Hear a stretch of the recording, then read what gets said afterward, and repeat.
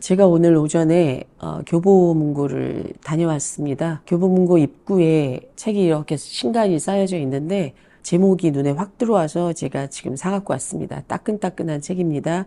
아직 저도 긴 내용을 다 읽어보지 못했습니다. 다만 목차를 쭉 보고 이렇구나, 이런 사연이구나 이렇게 알았습니다. 자, 책을 좀 소개해 드리겠습니다. 16번의 사업을 성공시킨 사업의 신, 고등학교 자퇴 22살 그녀는 어떻게 한 달에 6천만 원을 벌까라는 제목입니다.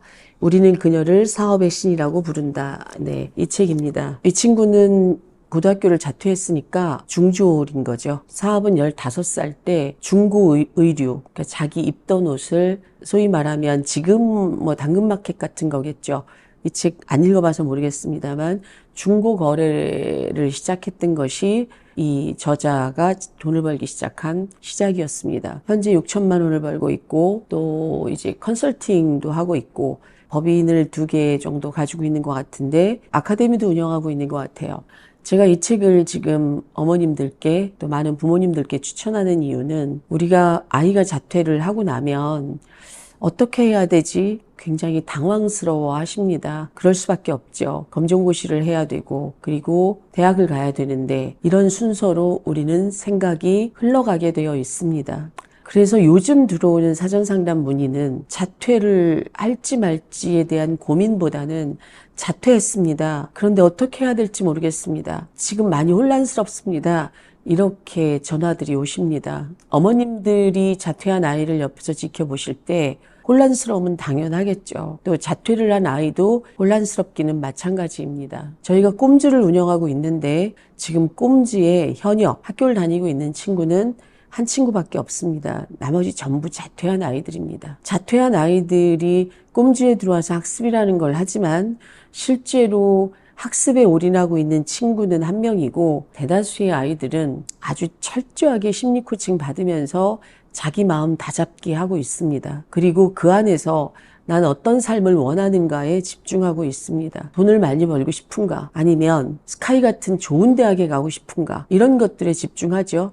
그럼 왜 스카이가 가고 싶으니? 이런 질문들에 대답을 하게 되어 있습니다. 아이들은. 자, 자퇴 후에 혼란스러울 때 어떻게 해야 되느냐. 정말 다양한 것들을 아이들이 경험하면서 자기 안에 있는 것들을 들여다볼 수 있는 힘이 생겨야 됩니다. 내 안에 뭐가 있지? 난 지금 무엇 때문에 좌절하고 못 일어나고 있는 거지? 내 이 완벽주의 성향 때문에 끊임없이 나를 비난하고 있는데 이 상태가 계속된다라고 하면 나는 앞으로 나아갈 수 있는 건가? 나는 내가 너무 마음에 안 드는데 이게 무엇 때문에 이렇게 마음에 안 드는 걸까? 내가 학교를 지금 자퇴하려고 하는데 그 원인은 뭘까? 자퇴를 해서 좋은 대학을 가고 싶은 걸까? 아니면 학교 생활이 힘든 걸까? 내가 가족 간에 문제가 있는데 이 문제의 원인이 과연 부모에게 있는 걸까? 내 내면의 문제일까?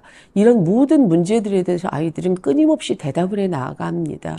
그 대답을 해 나가는 과정에서 이미 진로를 찾은 아이들도 있고 진로를 찾은 아이들은 훨씬 더 속도가 빠르게 앞으로 쭉쭉쭉 나아갑니다. 그런데 아이들은 15살부터 사업을 해서 이렇게 고등학교 자퇴한 이런 사람이 22살에 6천만 원을 벌 수 있어? 이런 걸 잘 모릅니다. 왜냐하면 아이들은 그저 유튜브를 봐도 쇼츠 영상 보면서 즐겁고 유쾌하고 마음의 고통을 덜 수 있는 이런 것들에 집중해서 유튜브를 보는 거고 지식이나 뭔가 정보를 찾기 위해서 유튜브를 보는 아이들은 많이 없습니다. 그러다 보니까 자기가 보는 세상도 학교를 그만두고 나서 그 이후의 삶에 대한 다양한 어떤 경험들을 할 수가 없는 거죠. 간접 경험조차도.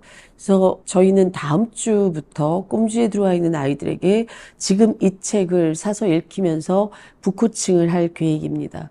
이렇게 할 수 있었던 힘은 뭘까? 결국 이렇게 할 수 있었던 힘은 이 친구 안에 더 이상 잃을 게 없고 용기를 내야 되겠다. 그리고 나는 인생에서 큰 돈을 벌어야 되겠다. 이런 목표가 분명히 있기 때문에 자기 인생의 목표를 쭉 따라가는데 조금도 주저하지 않았기 때문입니다. 그건 이 책의 목차에도 나와 있는 내용이고요. 그렇다면 이 친구가 운이 좋아서일까요? 아니면 이 친구가 남들과 좀 아주 특별한 아이여서 그러나요? 어머님들은 얘는 되게 특별한 애예요. 그렇게 생각하시나요? 그러나 과연 이 친구가 고등학교 자퇴할 때 그 부모도 그래, 넌 네 다음에 21 몇 살쯤엔 6천만 원, 4천만 원 이상은 벌 수 있을 거야. 그런 믿음이 있었을까요? 아마 책을 읽어보면 부모와의 갈등도 있었을 것이고 자기 내면의 갈등도 있었을 겁니다. 사업을 이렇게 키우는 동안 어려움은 없었을까요? 또 그 많은 의사결정 과정에서 얼마나 많은 지혜와 지식이 필요했을까요?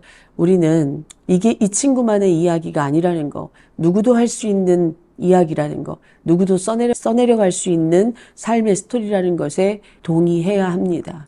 지금 꼼지에서 공부하는 고등학교 2학년 남학생 하나가 작년만 해도 컴퓨터 프로그래머가 꿈이었던 친구였습니다. 제가 얼마 전에 코칭을 했는데 아직도 그 꿈은 유효하니? 아니요, 그렇지 않습니다. 왜? 프로그래머 챗 GPT만 가지고도 기본적인 게 해결된다면 박사님 5년 후에 제가 대학 졸업하고 났을 때 이 직업이 과연 비전이 있을까? 그럴 것 같지 않습니다. 그러면 넌 뭘 하고 싶니? 경영 쪽 공부를 해볼까 합니다. 왜 경영 쪽 공부를 하고 싶니? 회사를 운영하고 싶거든요. 저는 큰 돈을 좀 벌어보고 싶습니다. 집이 가난한 것도 아니고 굉장히 안정적인데 왜 의대를 가고 싶은 생각은 안 드니? 저는 큰 돈 벌고 싶거든요. 근데 이제 의사는 그렇게 큰 돈을 벌 수 있는 직업은 아닌 것 같습니다. 그리고 의사는 돈 벌기 위해서 가져야 되는 직업은 아니라고 생각합니다. 그래서 박사님, 저는 경영 쪽이나 경제 쪽 공부를 하고 싶습니다. 이렇게 얘기를 했어요.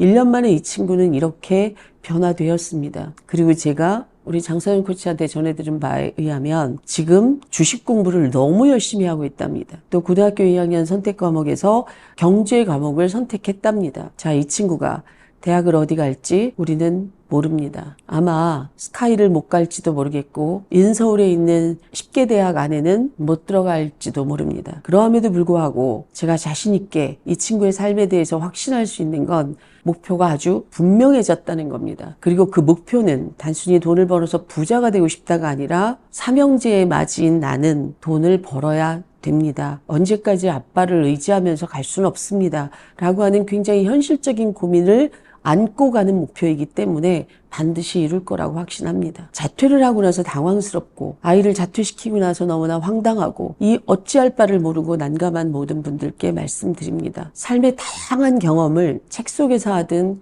영상 속에서 하든 경험을 할 수 있는 길을 좀 열어주십시오.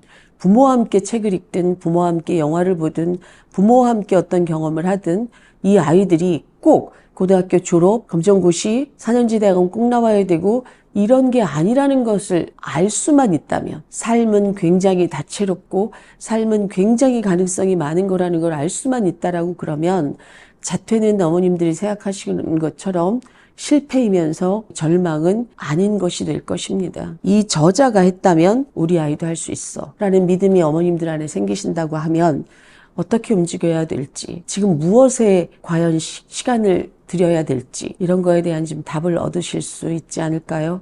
네, 차라리 아이가 무언가 상담이 아닌 진로 코칭이든 아니면 동기부여 코칭이든 그런 코칭을 받을 수 있는 장으로 이 아이를 안내하시는 게 어떨까요? 그게 답일 거라는 생각이 듭니다.